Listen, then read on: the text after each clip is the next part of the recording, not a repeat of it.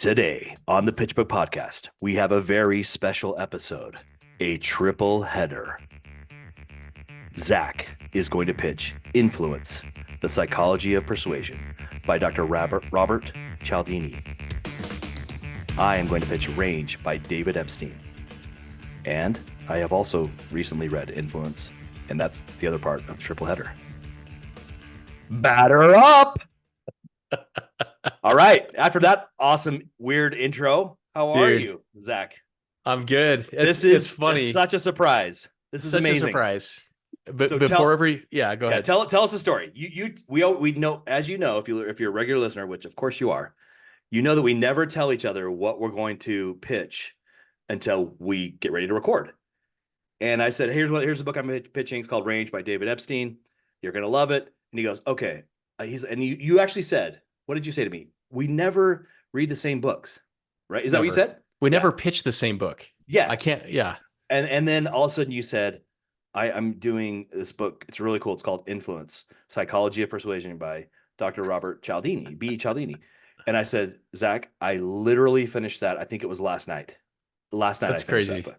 And so, it's not like this book is not a new release. It's not like it just came out. That's actually one of my issues. Is this study from the 1950s when this guy asked for a quarter, hey, or sorry, not even a quarter, a dime for a phone call. 17% of the people, so, it's so funny. This just in, you can persuade people to do what you want. I love your newscaster. It's so good. Okay, it's perfect. So let me just do Range, and I'll be pretty quick about it. Go for it. And then we can do the doubleheader with Influence. So right. Range, I somehow fell into, I don't know what it was, but I found some book. I look on Libby, or I look on audiobooks, maybe around sale or whatever on Audible, and there was something by a sports psychologist. I'm like, oh, that's actually sounds kind of cool. A sports psychologist.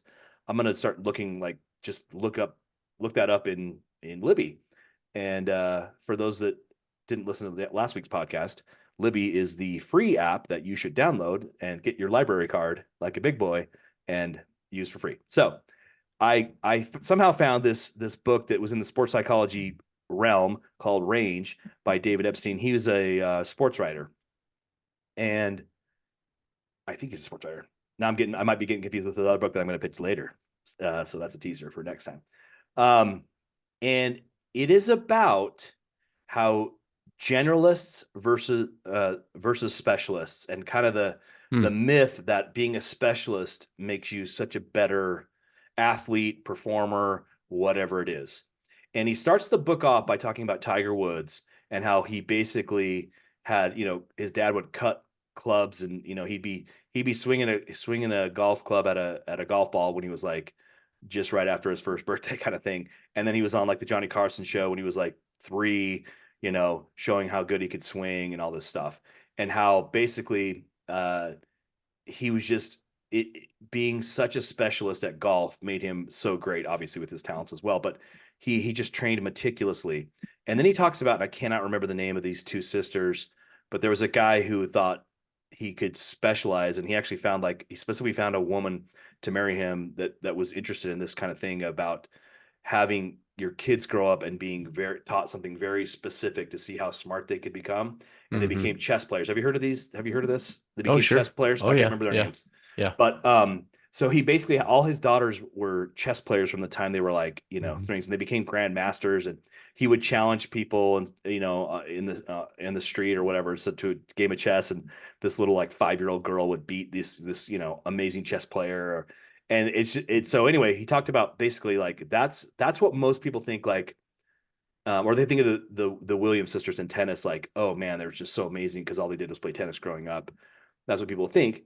And he actually challenges it. And sorry, he compares, he starts off with the chess girls and Tiger Woods, but then he also talks a little bit about Rafael Nadal, right? He's an amazing tennis player. Sure. And he talks about how he grows up and he plays soccer. His mom's actually like a tennis instructor at the local club, and she's like appalled at how he hits the ball. She's like, can't even watch him, doesn't want to coach him. She's like, get this guy out of here. He hits the ball so weird. Just let him go play soccer, do what he wants. and then like obviously Tiger and Rafael Nadal are two of like the best players at their sport ever. And basically he postulates that generalists, people that do a variety of things, end up in the long run being better performers, whether it's athletics, business, whatever the case may be. And it was really interesting, but he said typically they develop later in life, right? So Rafael Nadal, he didn't quite get to where his peak until slightly later, whereas Tiger hit it when he was really young. And one of the reasons that, not that you can't be a specialist and do well, but what he talks about is, when you're playing golf, it's the same thing over and over and over. You're hitting a ball, you know it has to go a certain way. You're hitting it to a goal every single time. There's no, obviously the courses are different and out of bounds is different, but you're essentially doing the same thing over and over and over. Chess, same thing. While there's, hundreds of thousands of different moves, you're doing the same thing over and over and over. And then what he says with, he says that's kind of the easy, he talks about it being like an easy, I don't know how to say this. You're always up against something that's the same, so therefore it's easy. Now, tennis, there's different ball speeds, different, opponents who play differently. And he ultimately says, like, if you're doing something that's more difficult, it's like playing tennis on the moon, right? So not necessarily, he makes an analogy to sports, but then he also talks about just your life in general. It's like there's so many factors that are varying and so many differences that if you're well rounded, you typically are better off because you've studied multiple things. And he gives so many examples of people that have invented things and, put, two random thoughts together. One example was, in the Exxon Valdez oil spill. They're trying to get all the oil out of the ocean, but the problem was, once they have it on the ship, how do they get it off the ship, because it's just big sludgy mess and it's so cold up there. They can't figure out how to like basically offload it to a safe place.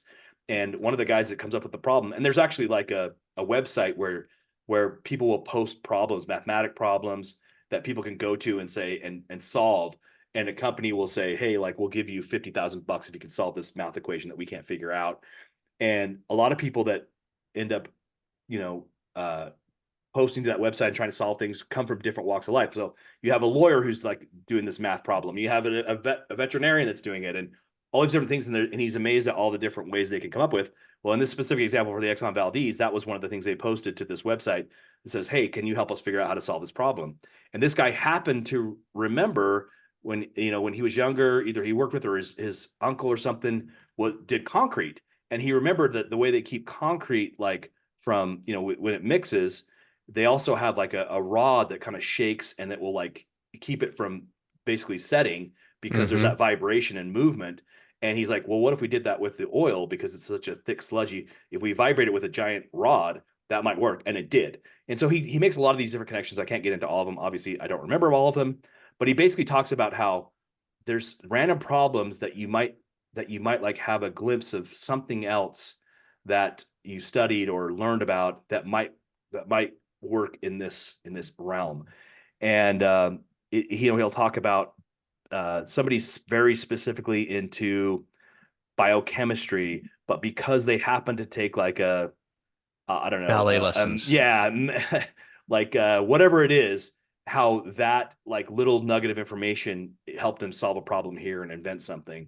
So he basically says there's that myth of there's that, well, he calls it a myth, the 10,000 hour myth. You've heard of the Yeah. 10,000 hours from Malcolm Oh, Gladwell. sure. Yeah.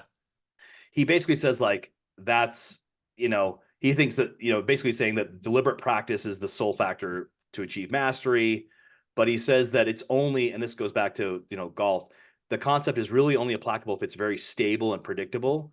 But when Mm-hmm. you're playing tennis on the moon, meaning you're solving this weird math problem that's never been solved before, there's so many factors that you can't have repeated them over and over and over. And This is the problem. Well, maybe not a problem, but when you think about quantum computing, how they'll talk about quantum computing is yeah, extremely powerful, but not generalized. And that's what you yeah. are reminding me of, is somebody that is so good at that one thing, Mm-hmm. but if the problem presented to them is outside of their domain, it's like totally foreign. Yeah, I think he talks about when kind of like that. He talks about chess players getting beat by computers, but where the chess computers were really good, it was tactical, like really one move to the next move to the next move, and that if you paired a very average chess player with a computer that could do the tactics, and the chess player was doing the more strategic, like overview, like okay, he's trying to get his queen out here, blah blah blah blah blah, and they almost like work together.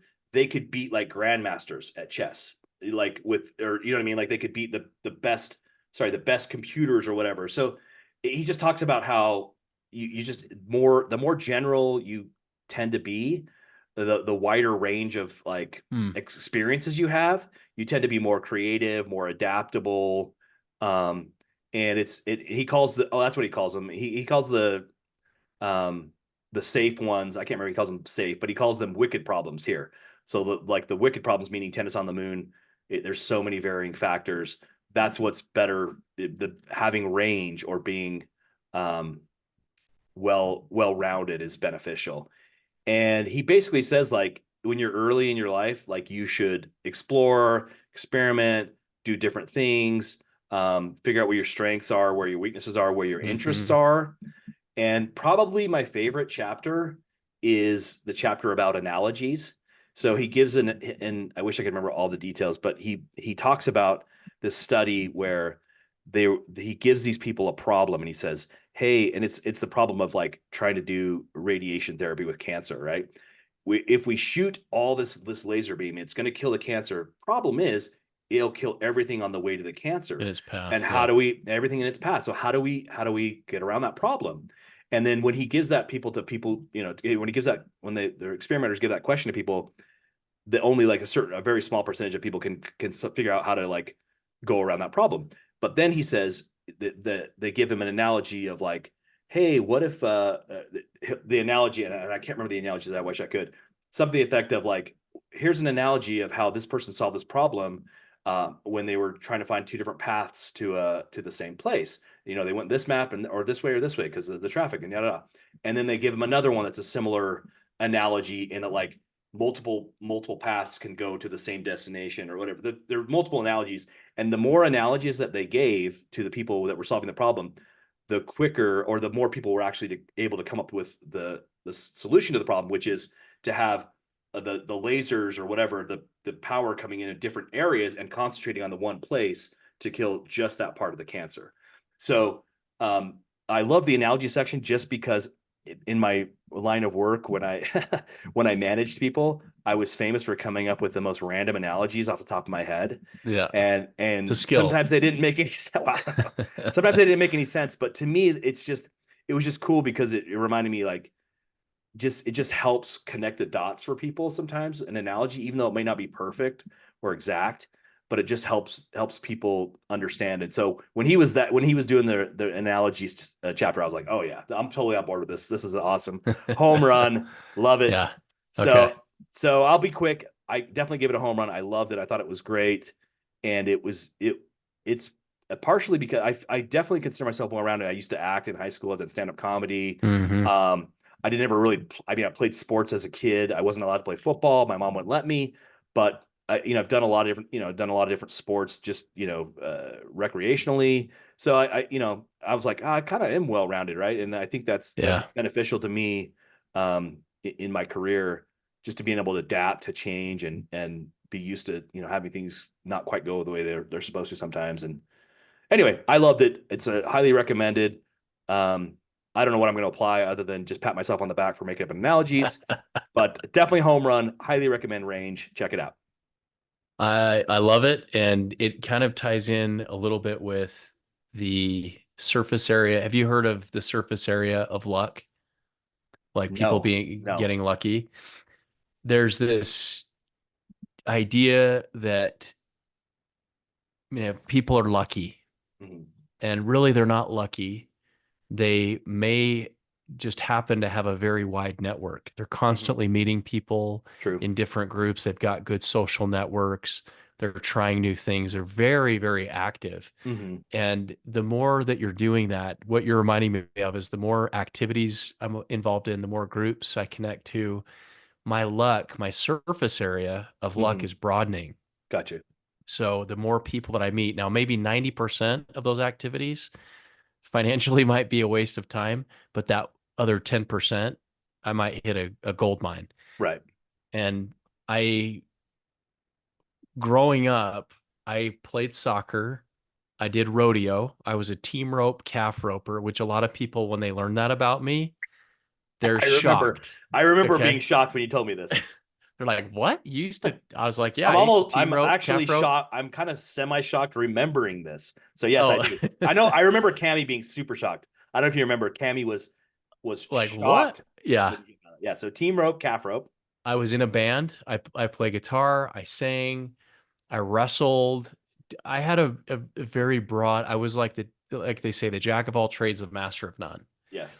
But as an adult now, I feel like that's helped me a lot. I can relate to people that wear Wranglers. I relate to people that have piercings and are in bands and that's their thing.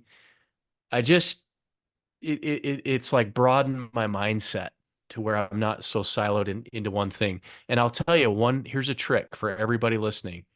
If you are ever asked to open a bale of hay with twine, you know, the orange string around a bale of twine, Say and that you again. don't have, okay, so if you ever have to cut open a bale of hay Okay.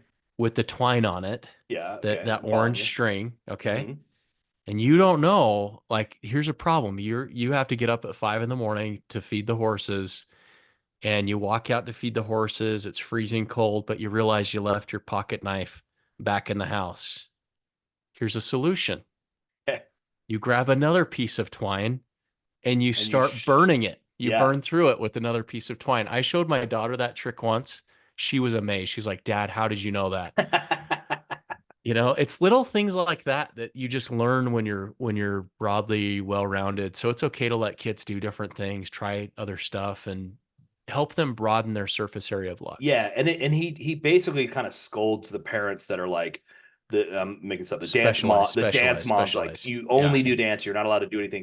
He talks about one of my favorite boxers, Lomachenko, who he started boxing as a little kid, but his dad literally made him take off 4 years of boxing and learn traditional Ukrainian dance, and his footwork is unbelievable Amazing. because of it. I'm not Uh, joking. yeah. He's amazing to watch the way he like kind of turns people around and moves. It's truly amazing. Let me just finish with this. I'm Okay. going to give you the full quote. Jack of all trades, master of none, oftentimes better than master of one. Oh, that's the rest So of the that's the quote. full quote. And he Oh, talks about that in the book. okay. So Jack of all trades, master of none, oftentimes better than master of one. Thank So you.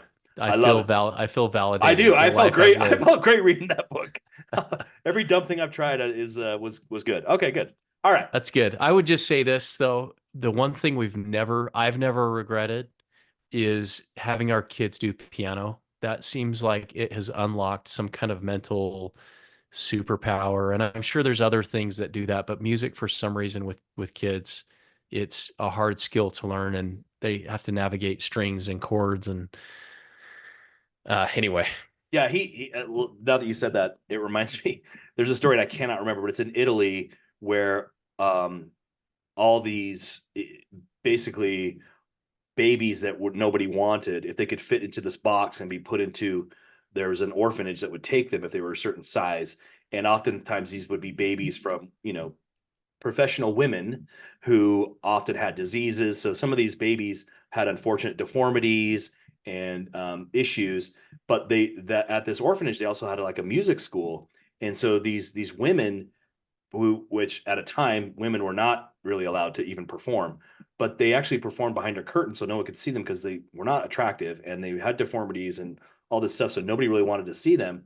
But they learned so many different musical instruments and they were so well rounded by not just not one person didn't just play the violin or whatever. They would learn all kinds of different things and singing and whatever, and people always wanted to go see this, like these or hear these guys play, but there's a curtain in front of them and people would beg to see behind the curtain.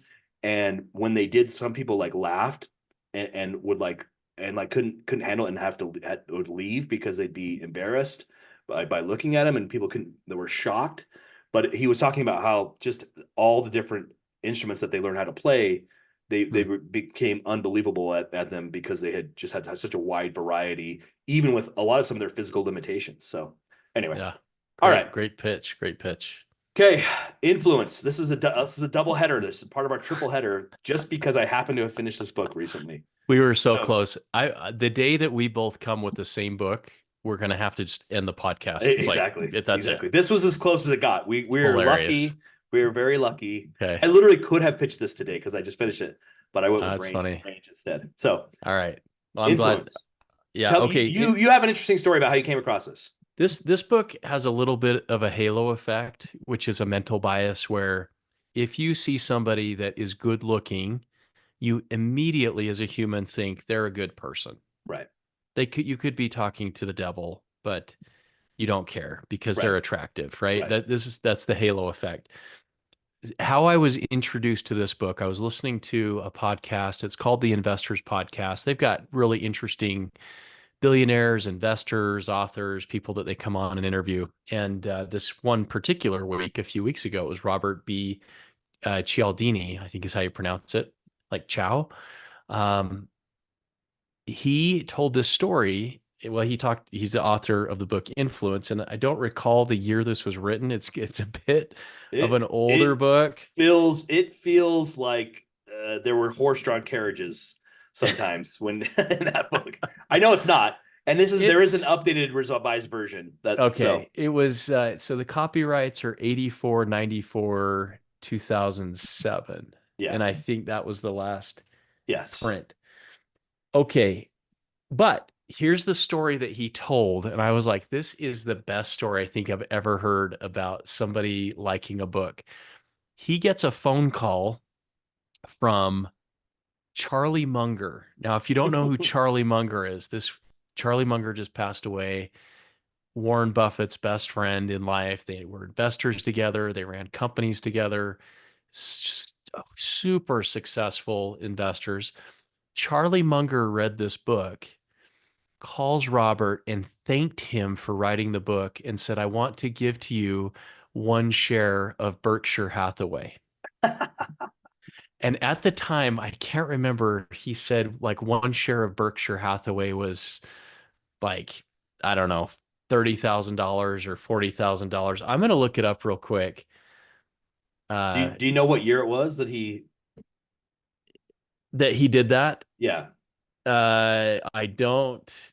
I should have prepped a little bit better. I wasn't planning on sharing this story.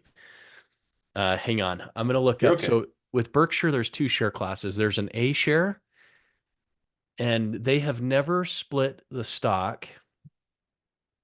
Let's see. A share. They've never split it. Okay. They've never split it. Wow. They don't pay dividends. They've Huh. never split the stock. Let's see. Berkshire. So BRK, and this is not an investment recommendation by any means, but I just want to put a bullet on this story because one share of Berkshire A shares is now $615,900 as of today, whatever today Gotcha. is, May 24th. So if you like the podcast, feel free to give us some shares of whatever company you're part of. Warren, if you're listening, we will take free shares as a way to tip your humble podcasters. Half a share, That's hilarious. But he gives him a share of the stock. He's like, thank you for, and Charlie talks about this being one of the best books he's ever read. And these are guys that read voraciously. Oh, yeah. I mean, Warren reads or used to read, I don't know if he's that active today, but hundreds of pages a day. Mm-hmm. Just like that's all he would do is just read. And Charlie, Warren is very focused in investments, and Charlie, like you just talked about range, he was interested in a number of different topics. So he reads this book called Influence. I hear this story and I'm a sucker. I'm like, well, I got to read it. If Charlie Munger says it's the best and parted with one share of Berkshire Hathaway, I got to read this. So I thought it was pretty good. And although the stories are kind of dated in the book, the principles are true. They 100%. That was my only still complaint. true today. Yeah, it's is, just that it needs an update. It needs like yeah. a little bit of a refresh, right? Well, Some of the just some stories. of the, I'm sure there's some similar studies, because I know he talks about one of the studies where like if you're dressed like somebody that is dressed like you're more willing to give them a dime for a phone call. If you're dressed like a hippie and they're giving you're asking a hippie, you're going to get the dime more That's often. right. If you're dressed Yeah, like a business person and you meet up with a hippie, they're less likely to give you the dime. that's So right. That's anyway, right. I just thought that People might need a little bit of an update. I'm not sure even people know what a hippie is anymore. So or why you would need a dime for a why would phone you call. get a dime for a phone call? Like what is a payphone? I don't know. Like I don't. I only remember at 1/4 being the cost for a payphone when in my time. So So here's the crux of the book of influence. I came away from it. I'll just maybe start at the end and work back to the beginning. The book is about having, he uses the word in the book, compliance, having people mm-hmm, comply with what you want them to do of their own free will. mm-hmm, All right. And that's a hard thing to do. And right, in sales, you're trying to get people to come along to, come your way or buy your product. So you're influencing. And he shares a bunch of little, I think some of these tricks are kind of nasty, but people fall for them all the time. mm-hmm, And maybe I fall for them too. He admittedly throughout the book he says like, "Oh yeah, I was talking to this Boy Scout and he wanted to sell me tickets to a show and I didn't want the tickets, and so he downsold me and said it was, he calls it the reject and retreat. You get rejected for the big ticket item, so you sell them something smaller. He sold them chocolate bars, right? Sell them a chocolate bar. That's Yeah. right. So the Boy Scouts. So there's all these little tactics that people deploy. Now, one of the stories that is in the very beginning, he talks about this woman who owns a jewelry store, and she has this tray of jewelry. She's trying to sell it. She can't get rid of it, and she's like, "I'm leaving for the weekend." And she tells the clerk or writes down on a note like, "Sell it for half off." And the clerk misreads the note and doubles the price of Yeah. everything. Yeah. So people come in over the weekend and they see this really expensive jewelry. She comes back on Monday and it's all sold out. She's like, "Well, what happened?" She's like, "Well, we increased the price." She was, "What do you mean you increased the price?" I said to sell it for half off. She's like, "Well, we Yeah. doubled it." And so there's this little principle that expensive equals good, Mm-hmm. that if you're in, buying a product, you're more likely to buy the more expensive product because you equate quality with expensive. So that's cool for somebody who's in sales. Just increase the price. Exactly. You're trying to get rid of that lemon car, just double the price. Like this one's really good. So they reject the, let's see, he had names for them. Reject and retreat was one example. The law of reciprocation, I see this in my industry a ton. Mm-hmm. Come to our free steak dinner. Okay, now it's true, there might be a free steak dinner, but what you have done by surrendering to a free steak dinner is you now have the law of reciprocity. You have to pay this person back somehow. Mm-hmm. And so that you come to the steak dinner, they want to meet, follow up with you, they want to actually sell you, some kind of investment product or program. And so you get kind of suckered in through this quote unquote free steak dinner, but it's actually a ploy of this law of reciprocity. And he shares in the book about how the Hare Krishnas in the airport. Do you remember this story? Oh yeah. Okay, so they would like approach you and they'd be wearing these outfits, but people were like, they could spot you a mile away. They weren't dressed like you. So Right. people were walking around them and they were giving out these free cards. Well, they said, well, what if we start to dress like people and we hand them a flower when they get off their flight? So they'd hand them a little flower. Oh, thank you. And all of a sudden now you're engaged with this Hare Krishna person. Oh, go ahead. Did you I want was to gonna add say, and something there? they won't take the flower back. Like, oh no, no, thank you. I don't. They just basically give it to Keep, you. keep, But keep, keep it. Yeah, it's for yeah, you. no, It's no, for no, it's you. for you. It's all for It's you. It's free. all free. It's free. But Free. if you do Doesn't want to cost anything. donate, then feel free to donate. That's right. And that's what they'd say. And then you try to get the flower back, and they're like, no, no, they won't take it back. And then people would go throw them away, right?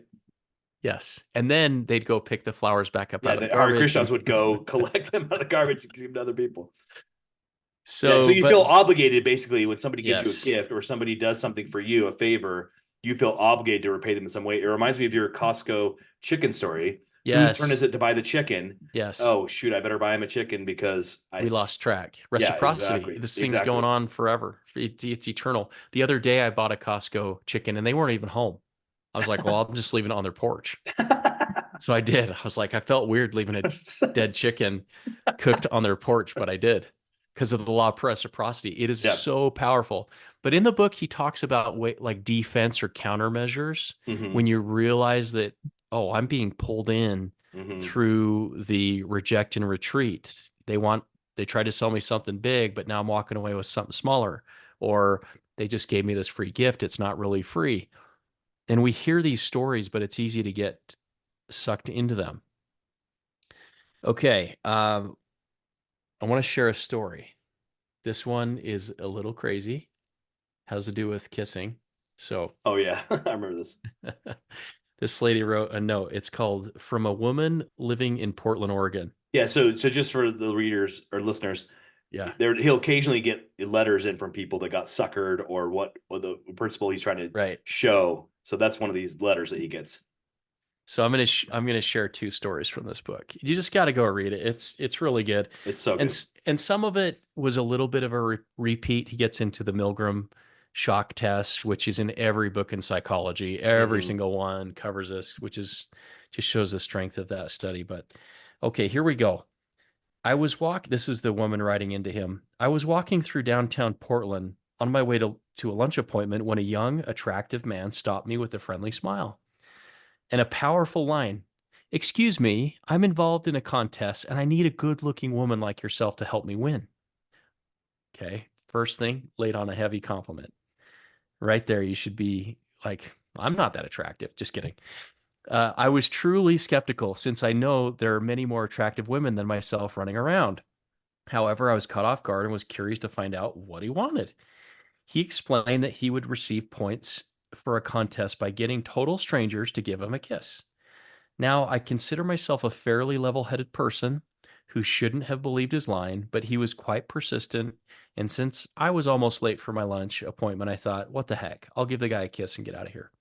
So I did something totally against my common sense and pecked this total stranger on the cheek in the middle of downtown Portland. So, right there, reciprocity. Yep. He gives her a small compliment and now she's kissing him. Hmm. I thought that would be the end of it, but I soon learned this was just the beginning. Much to my distress, he followed the kiss with the line, "You are a great kisser." The real contest I'm involved in is to sell magazine subscriptions. You must be an active person. Would any of these magazines interest you? At this point, I should have slugged the guy and walked away, but somehow because I had complied with his initial request, I felt a need to be consistent. Hmm. And I complied with his second request. Yes, much to my own disbelief, I actually subscribed to a ski magazine, which I occasionally enjoy reading, but had no interest of subscribing to. Gave him a $5 initial subscription fee and left as quickly as possible, feeling quite frustrated with what I had just done, not understanding why I had done it. Although it still pains me to think about it, in reflecting on the incident after reading your book, I've now figured out what happened. She says, the reason this tactic works so effectively is because once small commitments have been made, in this case, giving a kiss, people tend to add justifications to support the commitment and then are willing to commit themselves further. In this situation, I justified complying with the second request because it was consistent with my initial action. If I'd only listened to my stomach signs, I could have saved myself a lot of humiliation. So, just kind of a random story, but our desire to reciprocate, our desire to be consistent with prior actions that we've taken and getting sucked further into this whirlpool. Well, Thoughts on that, Matt? well, so that reminds me of, and I think it's around the same time in the book, where he talks about the lady that he knows dating this guy. She liked him at first, but then he's drinking and he's kind of a loser. And she finally like dumps him. It gets him out of the apartment. They were living together. and then she meets somebody else. She actually gets engaged to this other guy, and they're about ready to get married. And then the other guy comes back, the loser guy, and he says like, I'll quit drinking, I'll be better just this one Yeah. time. And so she decides to take him back, and that's the key. She decides to take him back, and she cancels the marriage, and she's made this, and he talks about once she's made a choice that she has to justify the choice, and now she's happy and doesn't, and the things that used to bother her about drinking, because he decides of course to not keep his commitments, Right. and now the drinking and the way he acted before doesn't bother her because she has to justify her choice. And that's one of the things that was very similar to this small commitments. It's once you made a decision, you have to justify in your own mind why that you have to be consistent as a person. And that's why some people Mm-hmm. probably are in bad relationships, honestly, because they Yep. made a decision. They feel like there's that loss aversion, and Mm-hmm. they can't face up to the fact that like, oh well, anyway. I thought that's what it reminded me of. No, that's absolutely correct. So we make these little commitments. Think about buying a timeshare. You get a free hotel stay, Yep, and you just have to go to a 1 hour exactly. whatever, and they explain to you what a timeshare is. You get sucked further in the whirlpool, and pretty soon you're out like tens of thousands of dollars. Yep. All right. Actually, I have two more stories. Can I share Okay, two more? you can All do it. right. This one, This is a triple header. We might as well keep going. okay. All right. These were just, I could not believe this next story really, really pulled on my heartstrings. So there's this story of, he talks about social proofs that people tend to commit or not commit to things when they observe those around them. And he shares a story of this woman who, it's in Queens, New York City. A woman in her late 20s, Catherine Genovese, was killed in a late night attack on her home street as she returned from work. Murder is never an act to be passed off lightly, but in a city the size of and tenor of New York, the Genovese incident warranted no more space than a fraction of the column in New York Times. So the story, she's on her way home and she is attacked. But what's interesting about this attack is that it went on for, I think it was 30 minutes. 35, yeah, Yeah. 30 minutes. And then he is stabbing her. But what's interesting is there are a lot of people that are kind of seeing this unfold, Mm-hmm. and nobody calls the police. Nobody takes He action. he gets scared away and comes back because That's nobody had right. called the police. All because everybody else thought they were going to call the police or that they already been called, and so nobody bothered. Right. So I'm seeing the crime take place, but I see Matt on the other side of the street and he hasn't taken any action. Maybe it's just a lover's quarrel. Maybe they're Yep. just Yep. playing a game. You see a kid, a parent carrying their kid out of the store, they're screaming their head off, and you think, well, no one else is acting. If I act, I'm going to be super embarrassed if I'm wrong. Right. And so in this case, no one acts. And there were, I think, like a dozen people who kind of observed this, but because nobody else was taking action, they all decided collectively, independently, collectively to not act. And Mm-hmm. she ends up being murdered. So this social proof, he said, in larger cities where there are a lot of people, it's not abnormal to have a lot of hustle and bustle, things happening. If you are having a heart attack and you're falling down on the sidewalk, he said, point out to one person, call out to them, point to them. I need your help. You need to What call 911. you You need to there in the call blue them. shirt, you need to call 911. I'm That's having a right. heart attack. And That's then it right. makes him responsible. And Yes. And then and everybody he else dives in to help. and didn't he talk about how he got into a car accident and he did something similar? Like Yes. he kind of learned this and he got into a car accident and he's like, I'm fine. Check on the other guy. You do this, you do this. Yes. And yeah, In, it's super interesting. yeah. So don't be polite in those situations. If you're in serious danger, call somebody out. But what's interesting is when one person acts, everybody else follows. Exactly. And psychologically, we do that. We see maybe our neighbor, when door-to-door salesmen come to our house. Hey, I was just over at Matt's house Hmm. and he just bought some pesticides. I'm like, oh, really? Now I don't fall for that, right? I'm like, Right. I Right. know Matt. and he's a jerk. He would never buy something from a door-to-door Or he's an salesperson. idiot. He shouldn't have bought that. Or that too. So they'll do the social proof thing. That's another little trick in Mhm. this book of influence. Okay, last thing. This one was kind of hilarious, and I promise I'm not spoiling all the good stories in this book. You got to read it. He talks about a Harvard University study. Let's see here. Okay, this was about authority. So when people have authority, that is a very powerful influence on someone to act. And in this case, they were looking at medication errors, causes, and prevention. Oh, this is the Temple University pharmacology professors Michael Cohen and Neil Davis. They attribute much of the problem, so these are medical errors or medication errors, to the mindless deference given to the boss of the patient's case, the attending physician. According to Professor Cohen, in case after case, patients, nurses, pharmacists, and other physicians do not question the prescription. Take, for example, the strange case of the rectal earache, reported by Cohen and Davis. A physician ordered eardrops to be administered to the right ear of a patient suffering pain and infection there. But instead of writing out completely the location, quote, right ear on the prescription, the doctor abbreviated it so that the instructions read, quote, place in R space EAR,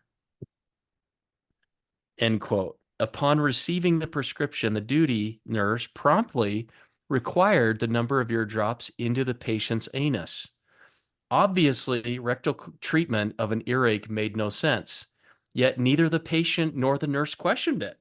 The important lesson in the story is that many situations where a legitimate authority has spoken, what would otherwise make sense is irrelevant. In these instances, we don't consider the situation as a whole, but attend and respond to only one aspect of it, which is authority. Yeah. And he calls it like a mental shortcut, right? Because like we don't want to have Yes, to think about things. Just that's listen to the correct. authority. So get that That second opinion. And I remember when because I've had a couple surgeries, and nowadays they make you like mark and write your initials of this is the right knee that we're doing surgery on, so they don't make a mistake.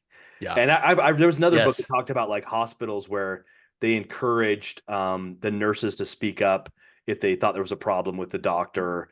Um, and yeah, it's pretty crazy to think that they just bow to authority and don't question it, and we all kind of do the same. So question authority. Question authority, get a second opinion. Don't buy the pesticides if your neighbor's quote Yeah, apparently doing it. yeah. Or maybe they are, they're not. So these are little things as humans. As I read this, I thought we're kind of animalistic a bit in the way that we approach things, and you Hmm. just have to go in with a little bit of a, not that we need to be pessimists or be negative towards society. People need to feed their families. I understand that, but I also don't need to get suckered into something maybe I Well, don't need. exactly. And one thing that I liked is he basically says that he himself has been duped so many times, and he talks about the attractive lady talking to him about, oh, do you go to the opera? And he wants to like sound like he's much more mad about the town than he really is. Oh, do you like to go to movies? Oh, yes, I do. And so when then she said, well, would you like to buy this, this night out pass? And he's like, no, I don't want to, but I just told her that I love all this stuff, so I have to buy it now. And Yes. he's like, but nowadays he'd be like, no, I know your trick. You're trying to do this, this, and this, and I'm not gonna listen to it. And anyway, so it's just pretty interesting because he actually feels like he's been duped, and he also applies for some of the jobs to see what their training is. Like he tries to be a waiter to see what they do to try and get better tips. And anyway, it's Uh-huh. pretty cool. It's a really good book. It is definitely there's a lot of old examples in there, so just take those with a grain of salt. But definitely the principles certainly would apply. So I agree. Would you pay $615,900 for this book? No, because I'm not Charlie Munger. Yeah, maybe I for might I him it might was give a him a tip. share of the Pitchbook podcast, Dude, which isn't is certain to be valuable at some point. But what a great story to be though. I honest, I'm just surprised he's still alive. I didn't know that he's still alive because who it's such an Chiodoli? old book. Oh, Yeah, oh, yeah, oh, you should listen to the podcast. It was really entertaining and yeah. interesting, and he has just studied persuasion, what Hmm. not tricks people, but why people get pulled into some of these things. Right. So, um, excellent book. I would give it for its time. And again, I've got the halo effect, so I'm going to give this a home run I think it's a home because run too. yeah, I just know that it might be like, I just barely got over the wall because the some of the studies are really old. So, yes, yeah, and I he mean, I just kind of does, chuckled. I just kind of chuckled at some of the dimes, yeah, for phone calls and stuff. for sure. But it certainly could be more updated than it is. But It could use an update, and he's still around. He's still pretty active. I mean, he's got it definitely makes me want to one, look at any other books he's written. I actually haven't looked at that yet. But yeah, yeah, and I the one thing that I maybe it's just because of the when you read about psychology or the mind or the brain, the Milgram study gets used over and over and over hmm again. So hmm if you kind of read that, you're like, okay, I'm going to skip these next five exactly. or six pages because I know how that story ends. But it is true. We do respond to authority and be cautiously skeptical.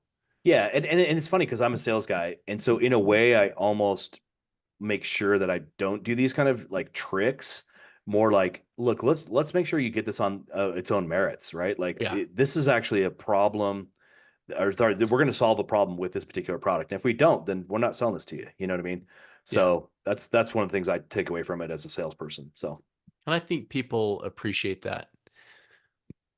yeah, You lose clients the same way that you get them. If you win on expertise, you win on doing a good job and executing and being transparent, you're going to attract the right clients. yeah, If you win on giving someone a flower or a steak dinner, you're going to lose that they're not client going to to a be better around. flower, another Yeah, steak dinner. Yeah, exactly. it's just, yeah, hire the expertise. Okay, We're that's done. it. That is That's it. it. Thank you for joining us on our first spontaneous triple header. We really appreciate you guys listening. So Like, good. subscribe. By the time you listen to this, Liggett Festival will be over. I will be reporting on it next podcast. Um, Deja Vega, thanks again for the music. Amazing band. Check them out. Thanks everybody for listening. We truly appreciate it. Give us some feedback. Tell us if you're interested or there's a book that we should read, or if you want to come on the podcast, let us know. You can be a relief pitcher. Thanks for listening. We'll catch you next time on the Pitchbook Podcast.